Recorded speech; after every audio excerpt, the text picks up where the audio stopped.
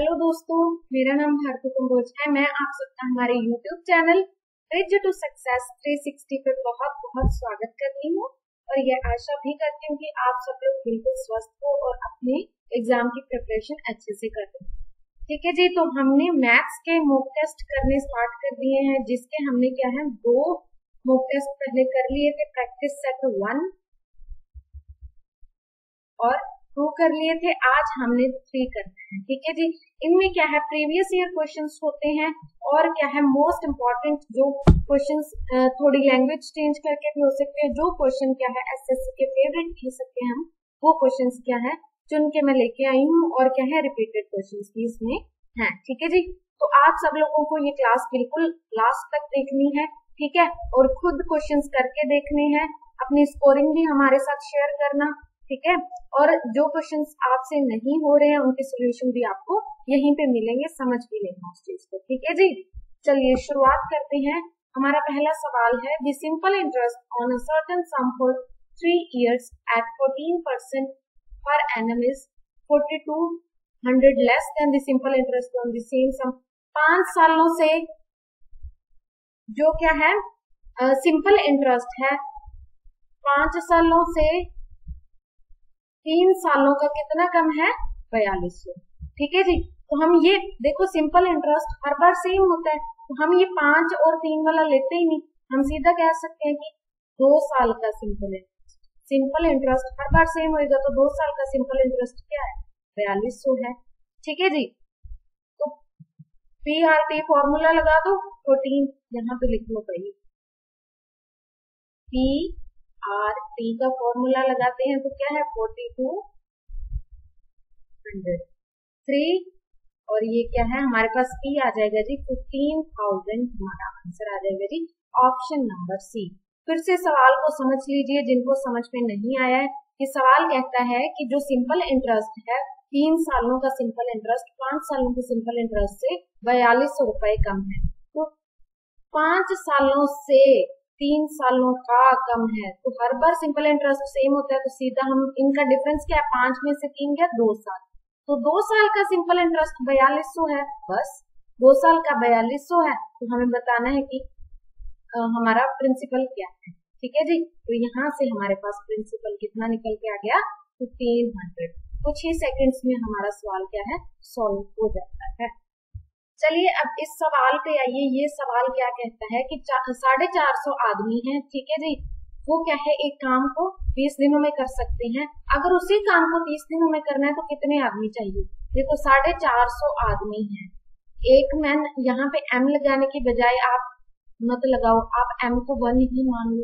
ठीक है, तो वर्क क्या हो जाएगा फिर 450 आदमी 20 दिनों में कर रहे हैं, तो यही काम 450 20 दिनों में, यही काम क्या है 30 दिनों में पूरा करना है, तो कितने आदमी चाहिए 15 दूनी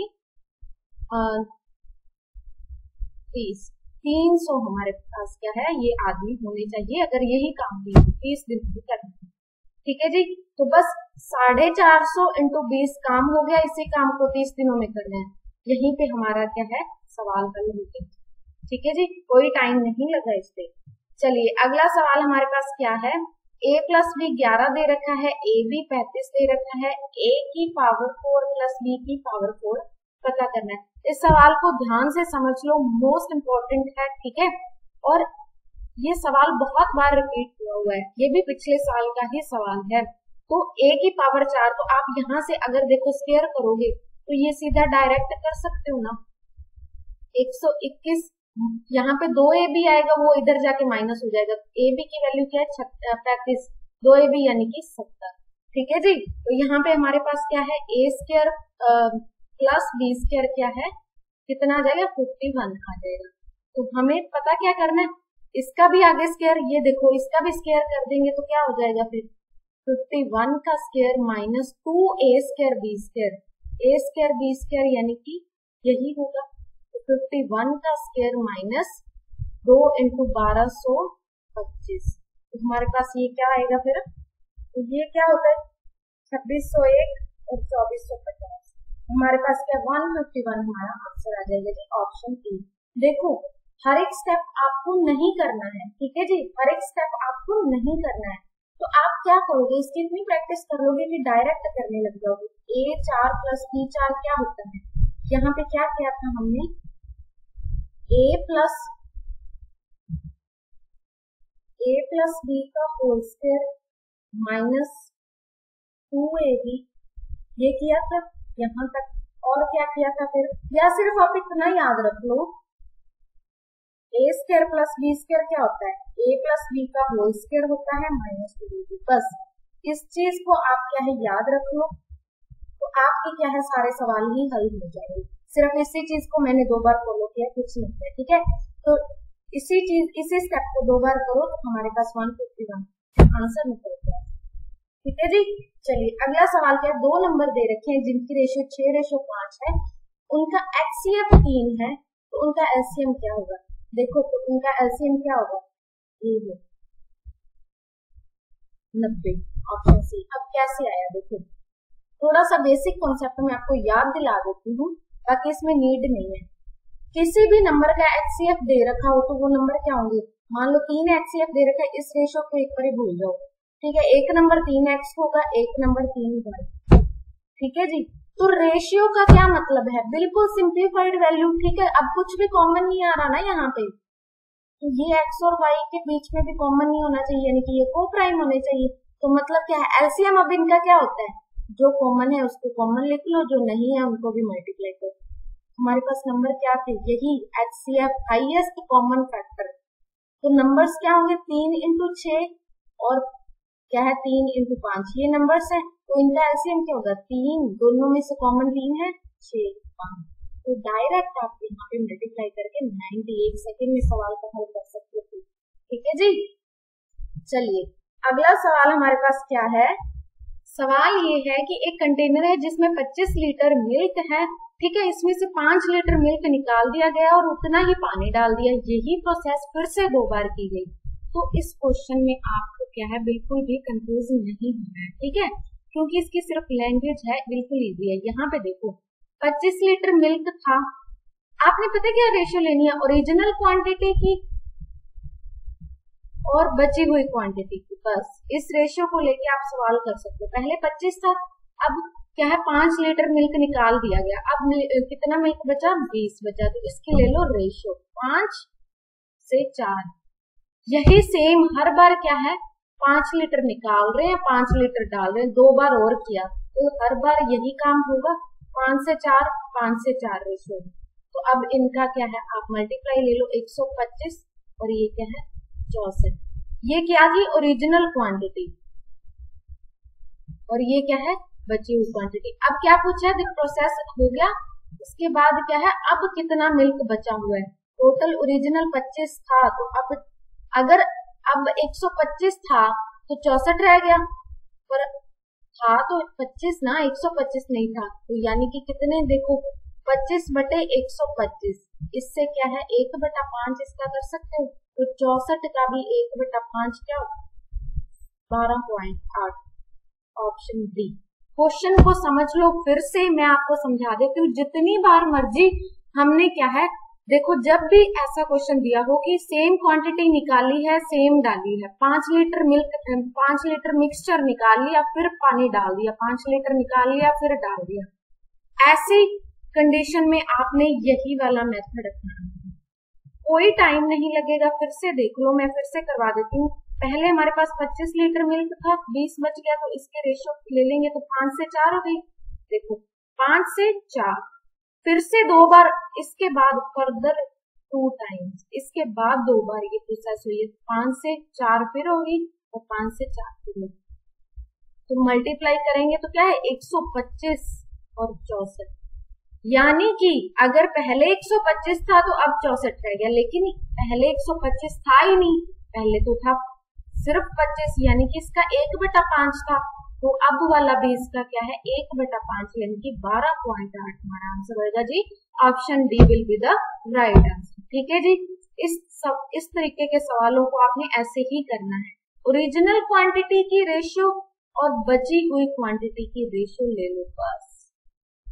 चलिए अगला सवाल करते हैं, ये चीज गिवन है और ये हमने पता करनी है, ये क्या है x - 27 का क्यूब और वाई माइनस नॉट का क्यूब प्लस, देखो कुछ नहीं करना, सिर्फ एक चीज याद रख लो, A cube plus B cube क्या होता है, होता है जी A plus B, A square plus B square minus A B, बस इतना रख लो याद, कुछ और जरूरत नहीं है।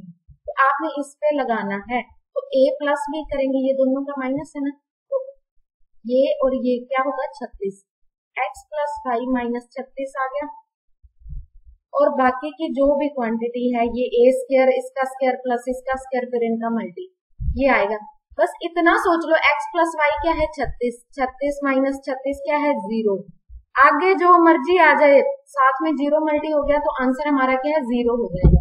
बस ये सिर्फ आपको क्या है कंफ्यूज करने के लिए क्वेश्चन डाला गया है कि x माइनस 27 ले लिया और y माइनस 1, ठीक है, सिर्फ आपने ये चीज याद रखनी है, ठीक है। ये सारे फॉर्मूलाज ए क्यूब माइनस बी क्यूब वाला याद रख लेना, ए प्लस बी का होल क्यूब याद रख लेना, ठीक है।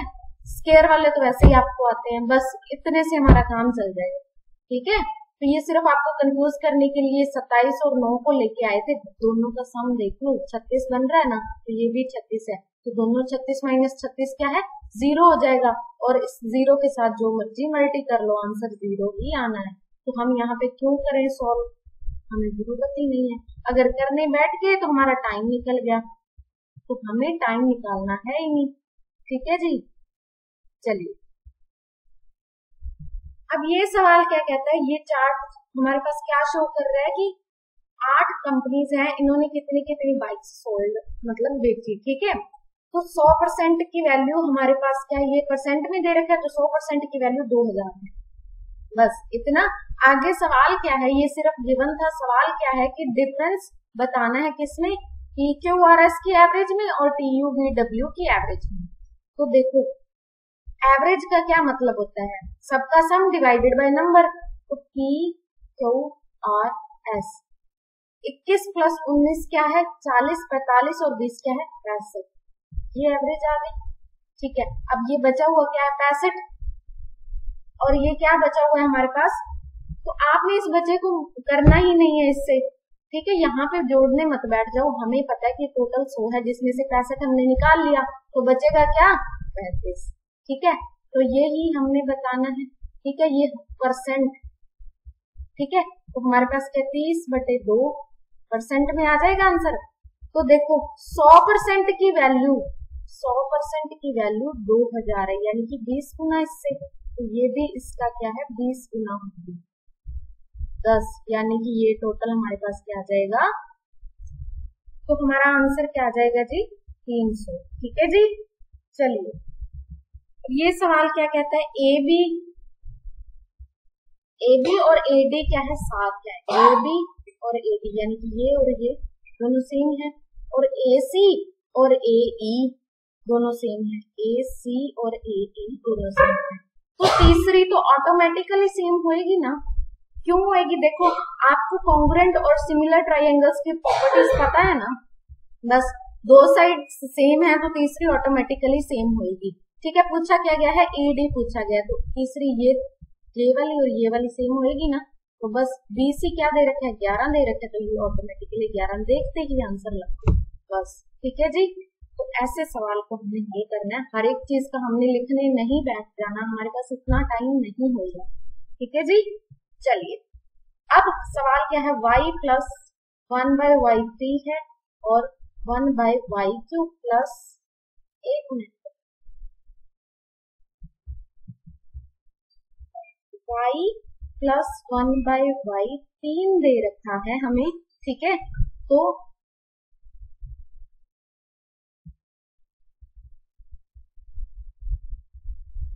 ठीक है, तो 1/y3 प्लस y3 प्लस 2 पता करना है, तो सीधा इसका क्यूब करो भाई, a³ plus b³ plus 3ab multi करेंगे तो 1 आ जाएगा, और 3ab a प्लस b क्या है फिर से 3, और यहाँ पे इसका क्यूब, तो ये क्या है 27 से इधर चला गया -9, तो क्या आ गया 18, सिर्फ इतने की वैल्यू आ गई 18, तो यहाँ पे 18 प्लस 2 क्या है 20 होता है, option C will be the right answer.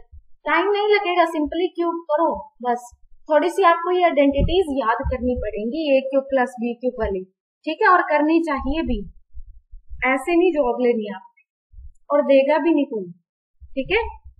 चलिए अगला सवाल क्या है, ये इसकी वैल्यू हमने पता करनी है। तो tan 60 क्या होता है हमें पता है, √3 होता है, ठीक है।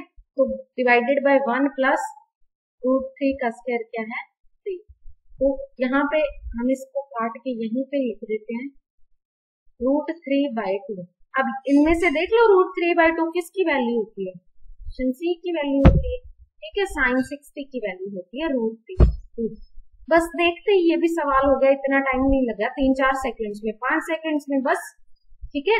तो अगर आप ये कर पा रहे हो तो आपकी तैयारी अच्छी है, ठीक है जी। चलिए अब ये सिमिलरली ये सवाल भी है, इसकी वैल्यू हमें नहीं पता है ना, तो हम इसको क्या लिख सकते हैं, 180 + 60 लिख सकते हैं। तो बच्चे देखो इस चीज को आप याद कर लो, मैं आपको सिखा देती हूँ, ये होता है, ठीक है। एट स्कूल टू कॉलेज ऐसे सिखाया था हमें, ठीक है। ये क्या है 0 डिग्री, ये 90 डिग्री, ये 180, ये 270, फिर इधर आगे तो क्या है 360। यहाँ पे ऑल पॉजिटिव होते हैं, यहाँ पे साइन और क्या है कॉसिकेंट पॉजिटिव होते हैं, यहाँ पे टैन और कोट पॉजिटिव होते हैं, यहाँ पे कॉस और सिकेंट पॉजिटिव होते हैं, ठीक है। तो 90 और 270 पे ही एंगल चेंज होता है। हम 180 प्लस लिख रहे हैं, 180 के बाद प्लस, यानी कि इस वाले सेक्टर में आ गए हम, तो यहाँ पे चेंज तो होना नहीं है। और यहाँ पे tan ऑलरेडी पॉजिटिव है, tan और पॉजिटिव ही रहेगा। tan 60 क्या होता है √3 होता है, option C will be the right answer. वैसे आपको ये सारी ना चीजें याद होनी चाहिए, अगर याद नहीं हो रही है तो ये एट स्कूल टू कॉलेज याद कर लो, ठीक है। सिर्फ यहाँ पे अगर प्लस करेंगे तो इधर जाएंगे तो साइन कोसाइन में चेंज हो जाएगा, ये आपको पता ही है क्या किस में चेंज होता है।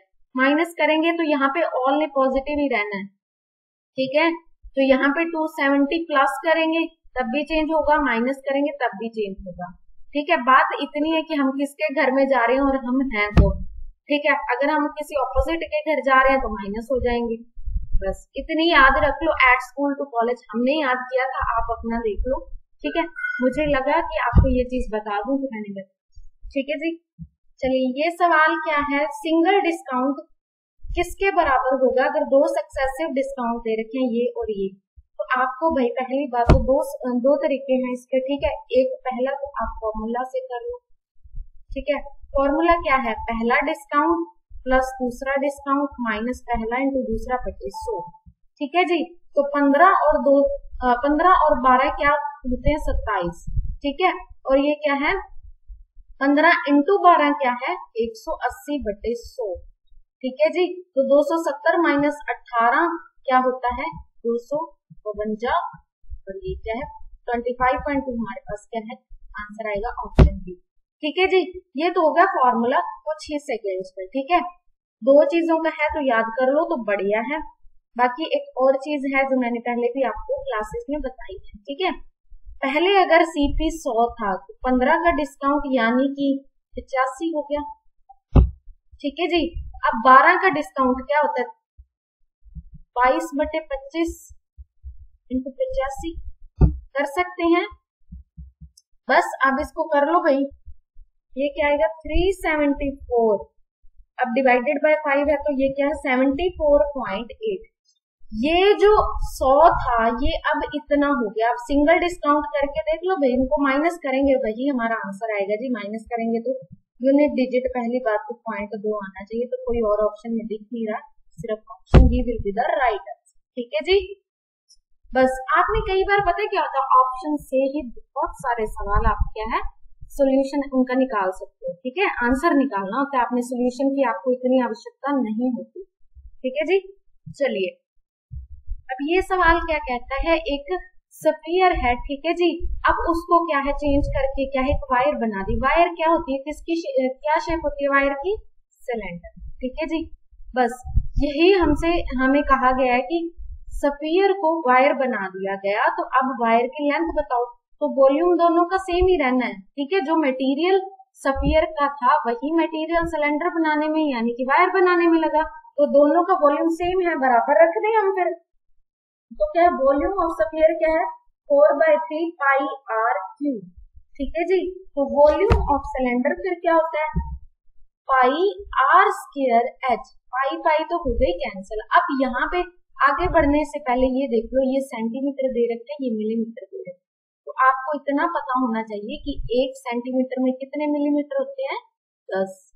बस ये डायमीटर है, तो यहाँ पे क्या है 180/2, यानी कि ये वाला रेडियस 90 आ गया। 4/3 90 इंटू 90 इंटू 90। ठीक है जी। अब ये भी डायमीटर दे रखा है, ये mm में ऑलरेडी है, ये हमने mm में निकाल लिया। तो ये क्या है, बटे 2 करेंगे 3 इंटू 3 h। यहां से हमने क्या है पता कर लेंगे। ठीक है जी। तो देख लो भाई, ये 3 इंटू 3 9, 10 से चला गया, और ये यहाँ पे क्या है 3 से चला गया। तो 10800 हमारे पास क्या हाइट आ गई या लेंथ आ गई। ये किस में आई थी, mm में, क्योंकि हमने सब कुछ क्या है मिलीमीटर में चेंज कर दिया, लेकिन हमारे पास आंसर क्या है मीटर में है। तो यहाँ पे क्या है बटे क्या है 100 कर दो, फिर option B will be the right answer. ठीक है जी। इस तरीके से हम सवालों को करते हैं। ठीक है जी।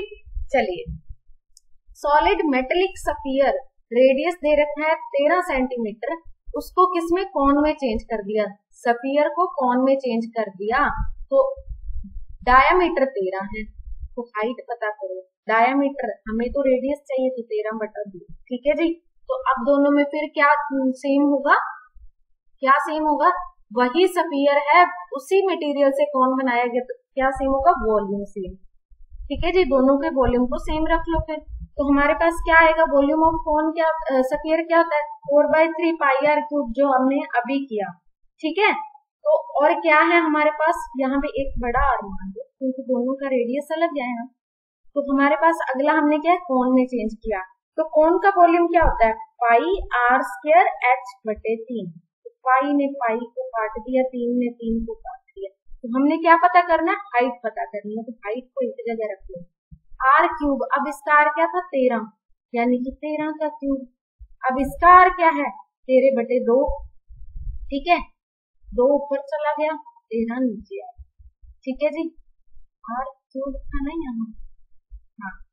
बस h हमने पता करनी है। तो ये तो 13 2 बार थे, एक ही रह गया। बस अब पता कर लो हमारे पास क्या आंसर आता है।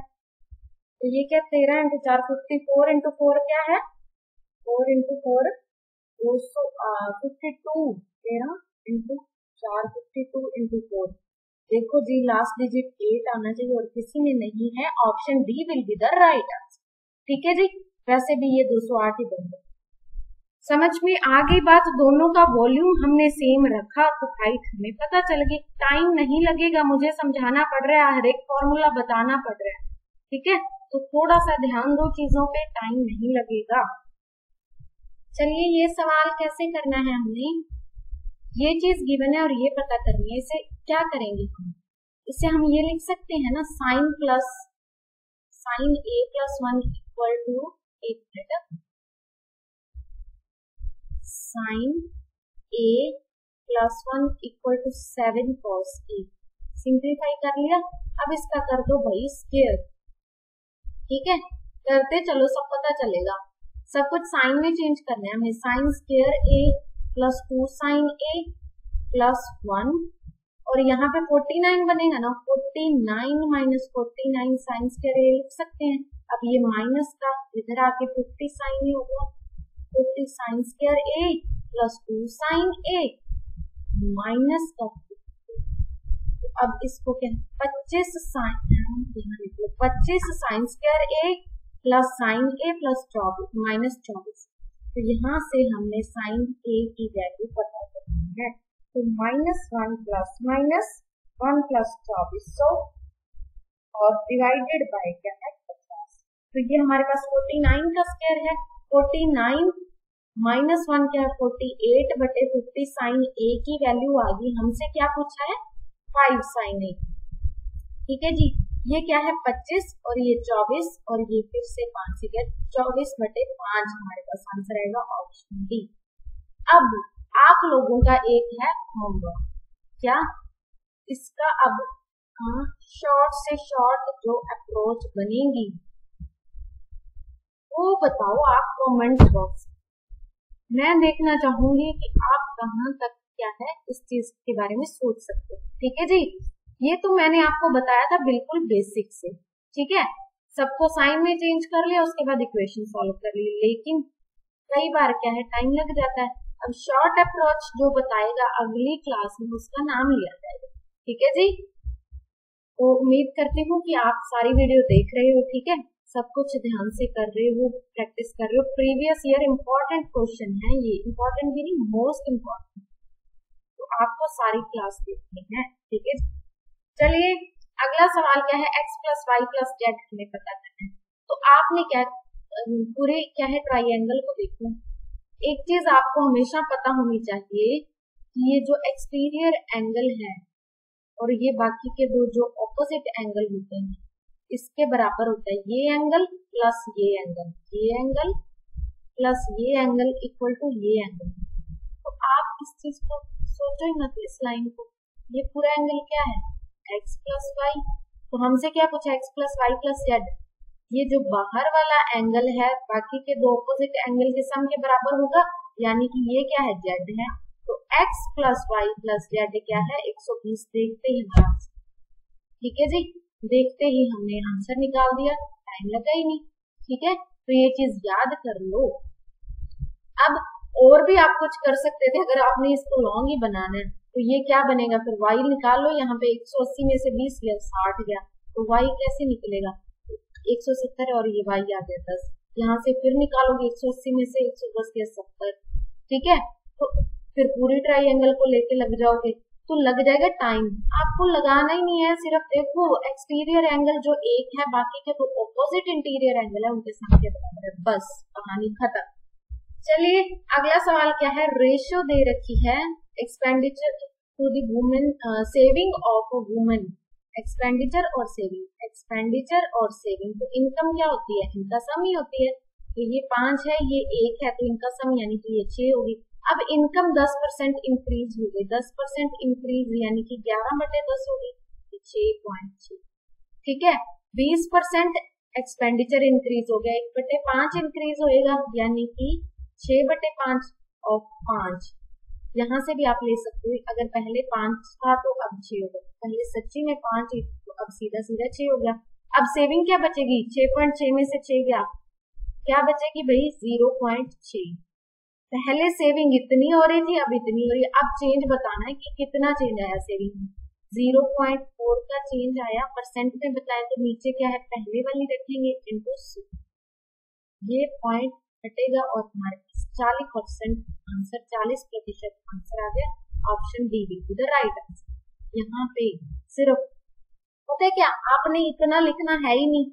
ठीक है, क्या है 6 सेविंग आ रही है, 6 का क्या है 11%, अपने 10% बढ़ गई तो 6.6।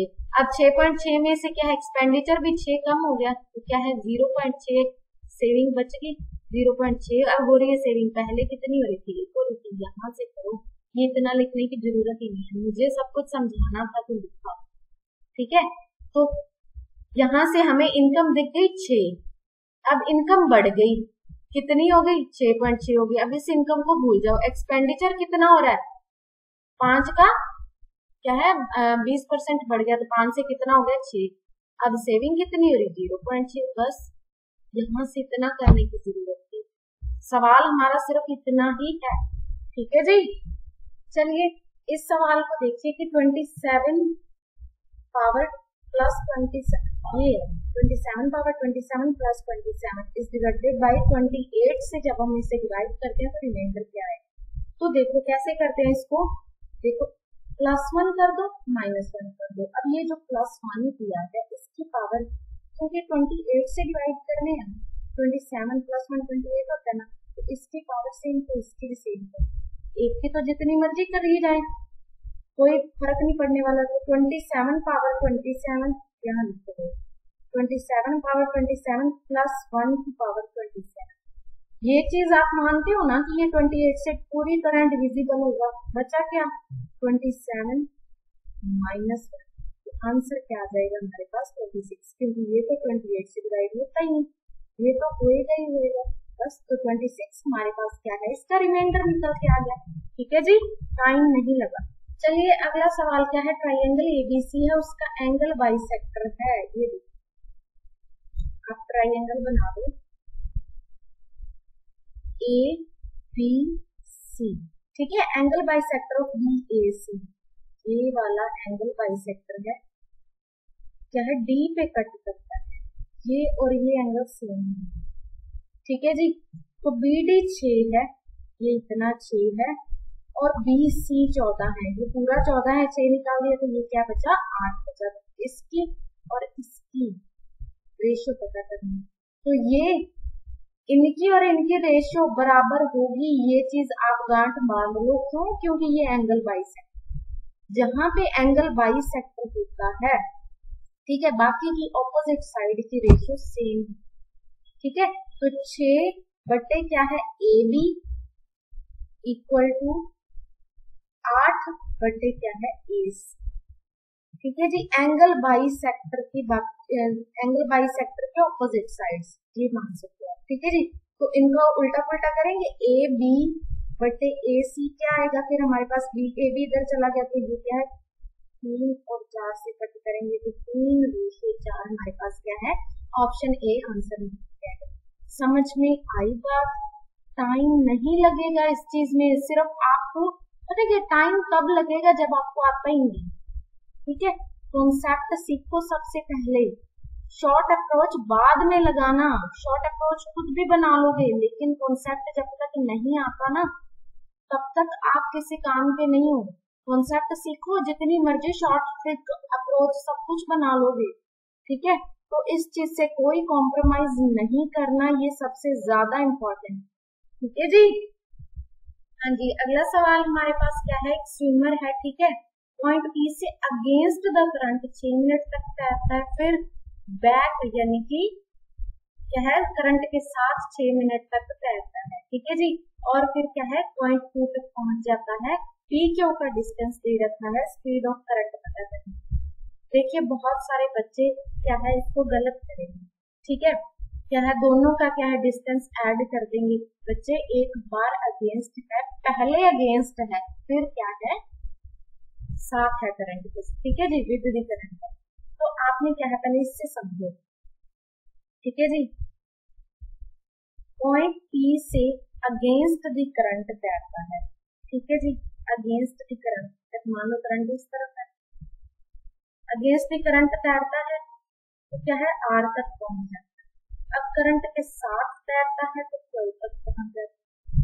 ठीक है जी, तो देखो दोनों 6-6 मिनट, अब एक तो हमें मीटर पर सेकंड और किलोमीटर पर आ रहा है ना, तो इसको क्या है हम 1 घंटे में चेंज करना है, हमें क्या है किलोमीटर में चेंज करना है, तो 6 मिनट इतने घंटे।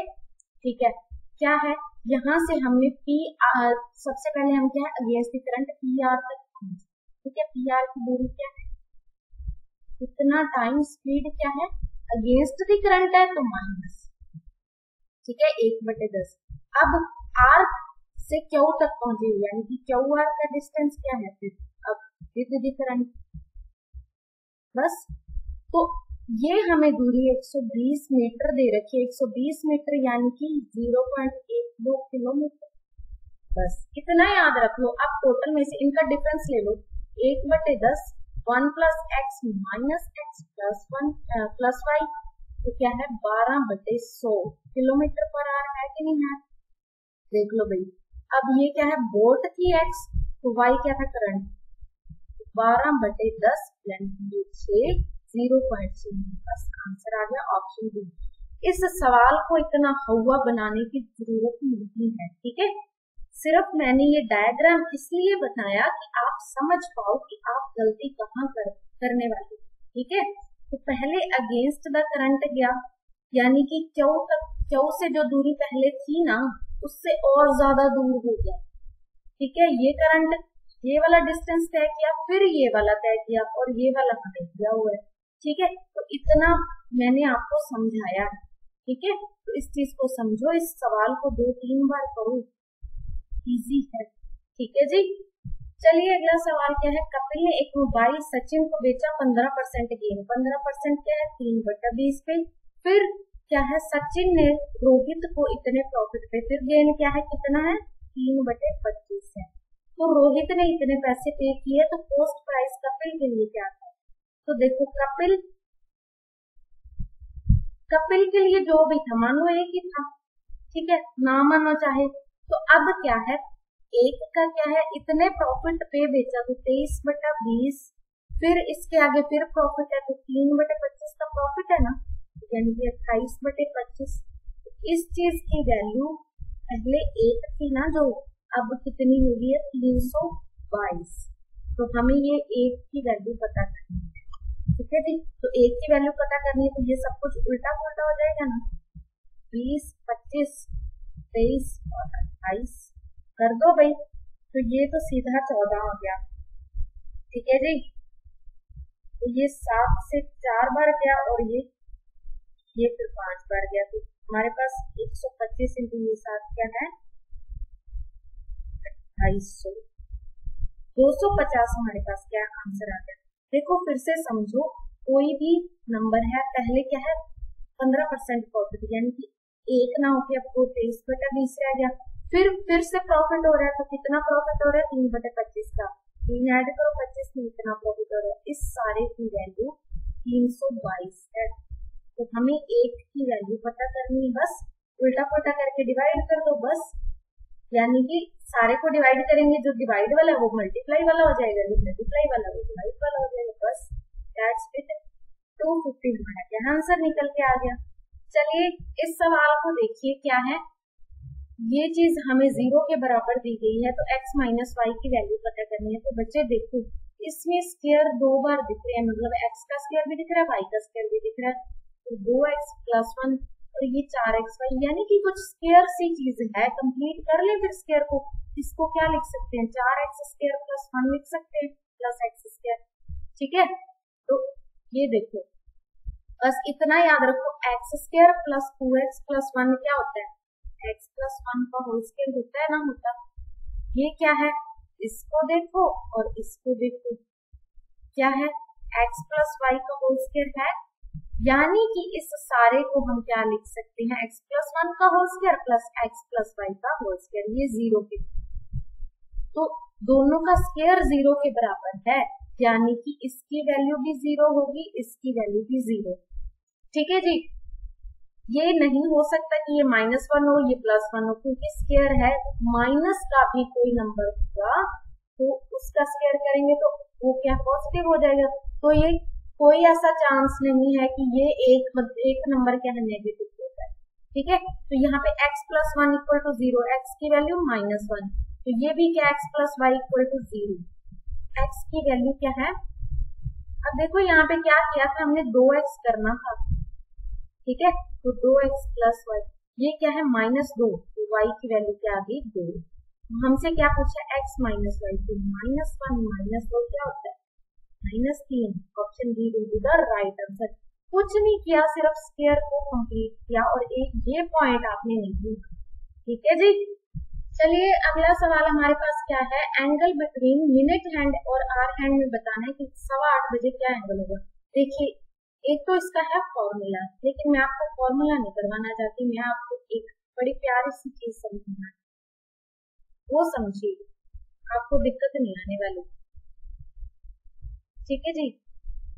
अब देखो ये 7 ये 8 पूरा ही बना दो, चलो 1 2 4 5 10 और 11। देखो 1 घंटे की सुई है जी, 1 घंटे की सुई है, 12 से 1 जाएगी तो कितना एंगल तय करेगी, ये चीज आपको पता है ना कितना एंगल तय करेगी 30 डिग्री, घंटे की सुई, ठीक है। आवर हैंड की बात करें, ठीक है, तो 60 मिनट में वो कितना तय कर लेती है 30 डिग्री, तो 15 मिनट की 8:15 है ना, ये ऊपर वाले 15 मिनट उठा लो, तो 15 मिनट में क्या तय करेगी 15/2, ठीक है, इसका 1/2, ठीक है 15/2। अब इसको जाओ दूर, अब मिनट हैंड की बात करें, मिनट हैंड क्या है 5 मिनट में कितना तय करती है, 5 मिनट में मिनट हैंड 30 डिग्री तय करती है, तो हमें कितने मिनट चाहिए, 15 मिनट।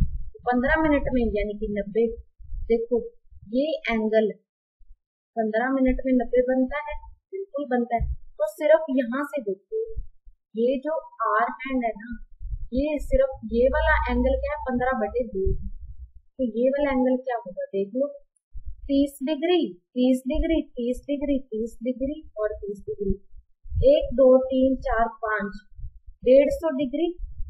8 बजे तक 150 डिग्री थी और ये क्या है 15 मिनट आगे और भी तो बढ़ी है, यानी कि 15/2 डिग्री और 350 अपने 300 + 15/2, ये क्या है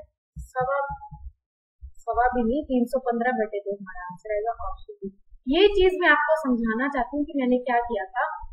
देखो मिनट हैंड ने हमें पता चल गया मिनट हैंड 15 मिनट में 3 पे आएगी, इस 90 को भूल गया, ठीक है। अब आर हैंड की बात करते हैं तो 8 सवा 8 है ना, तो 8 बजे के बाद कितना एंगल और तय कर लिया था इसने, 15/2 डिग्री और तय कर लिया, ये तो हमने रख लिया। अब 8 बजे तक कितना एंगल बनता है, 30 60 90 120 और 150, यानी कि 150 एंगल ये और 15/2 एंगल ये टोटल एंगल हमारे पास बनेगा, ऑप्शन डी।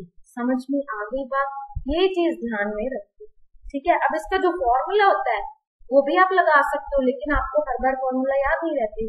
अच्छा ऐसे करो, जैसे मैंने पहले आपको बोला है, आप कमेंट बॉक्स में बताओ जिसको फॉर्मूला याद, ठीक है, फॉर्मूला याद करो, बढ़िया बात है। वैसे तो नहीं हो रहा तो ये चीज भी कर सकते, ठीक है जी। तो कमेंट बॉक्स में बताना और सेशन जिसको अच्छा लग रहा है वो भी बताना, ठीक है। चलिए अगला सवाल क्या है, 2 डाइस फेंके जाते हैं, 2 पास से फेंके जाते हैं, जिसमें क्या है प्रोबेबिलिटी क्या बतानी, multiply of both numbers perfect square. तो देखो 2 पास से फेंके जाते हैं तो एक में कितने नंबर होते हैं 6, तो टोटल आउटकम्स कितने होंगे 36, ठीक है जी। तो दोनों का परफेक्ट स्क्वायर होना चाहिए, तो 1 × 1 हो सकता है, 2 × 2 हो सकता है, दोनों सेम आए तभी तो हो सकता है ना, 4 × 4 5 × 5 और 6 × 6, यानी कि टोटल आउटकम्स 36 है और पॉसिबल आउटकम्स किसके परफेक्ट स्क्वायर होने के, 1 2 3 4 5 6, ठीक है। अच्छा एक और भी तो नंबर है 4 × 1, ठीक है, और 1 × 4 भी होगा, ठीक है जी। तो ये हमारे पास 6 और 2 क्या है 8 बन गए, पॉसिबल आउटकम्स 8 और टोटल आउटकम्स 6, यही पॉसिबिलिटी होगी, 2/9 option B will be the right. समझ में आ गई बात, अब इसमें कंफ्यूज नहीं होना। बच्चे क्या करते हैं सिर्फ इसी चीज को ले लेते हैं, ये तो भूल ही गए, तो दिमाग को खुला रखो, ठीक है जी।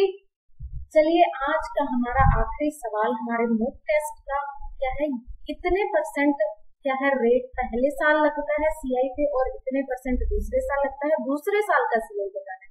तो ये इसकी वैल्यू 14 से 2/7% की वैल्यू क्या है, 1/7 फ्रैक्शन वैल्यू होती है और इसकी क्या होती है 1/6। तो हम क्या करेंगे, इनका मल्टीपल मान लेंगे, ये प्रिंसिपल वो है, ठीक है। 7 × 6 क्या 42 हम मान लेते हैं कि यही प्रिंसिपल है। तो 2 साल पे लगा, पहले साल कितना 1/7 लगता है, दूसरे साल 1/6, इसका 1/7 क्या 6, इसके 1/6 क्या है 7, तो दूसरे साल क्या लगना है 1/6 लगना है, यानी कि इसका 1/6 क्या है 1, तो दूसरे साल क्या है 8। अब ये 8 कितने % है, 8 कितने % है भाई, इसका लगभग 19%, ठीक है, लगभग 19%, option A will be the right answer, ठीक है जी।